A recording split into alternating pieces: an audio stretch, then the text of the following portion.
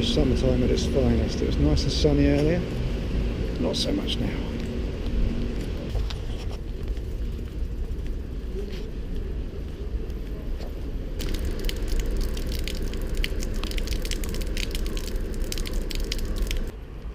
And then 2 hours later, sunny again. Something to be said about the consistency of the British weather. Fantastic.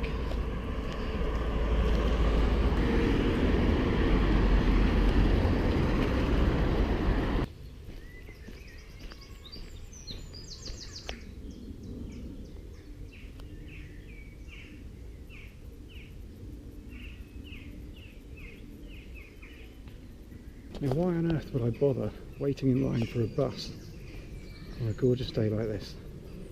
Alright, the sun might not be blitzing it down. But having a nice walk for half an hour, 45 minutes is much better than waiting for a bus for half an hour, 45 minutes, and then 15 minutes wedged next to a couple of people in a hot, sweaty greenhouse.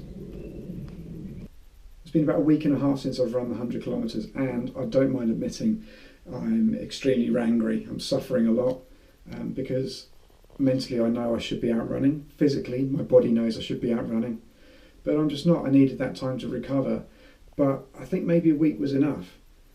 I've kind of got myself to a little bit of a mental state about it, a little bit of a mental funk where I know I should be out, but also on the flip side, I kind of enjoy sitting on my arse drinking a gin and tonic.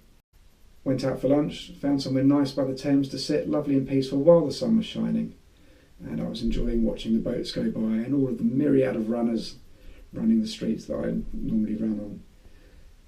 Thinking to myself I should be out there and kind of kicking myself at the same time whilst enjoying something nice to eat and not running.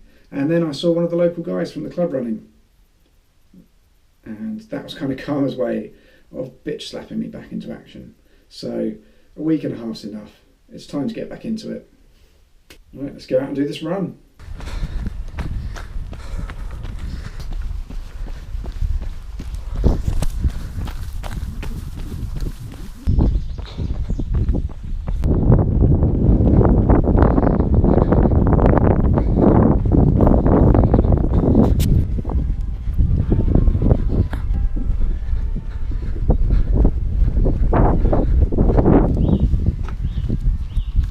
Keep the stretching up, especially when you get to my age.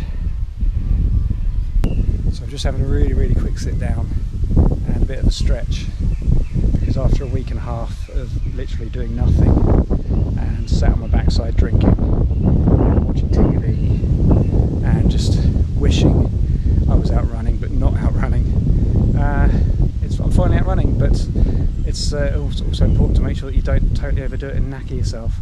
Especially because I've got a half marathon, St Albans half marathon in 4 days time. So although I'm not going to be winning any first place medals or any trophies, I still want to run it because it's important. I'll be running with the home club on home ground, and one of the last big races before we jet out of the UK.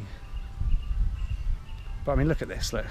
Aren't that many places you can run past Roman ruins in a beautiful massive park and have a fantastic lake and the abbey or cathedral.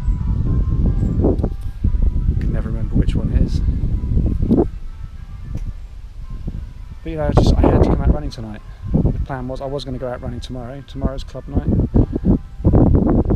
But I just had this feeling that if I didn't go out there and then, if I didn't get changed and get out the door, it wasn't going to happen. And don't get me wrong, I will still go home tonight and enjoy a nice drink, but I will enjoy it even more knowing that I've come out and done a nice run today. I already feel better for it, although I'm halfway there. I've still got another way to go, another few miles to go before I get home again.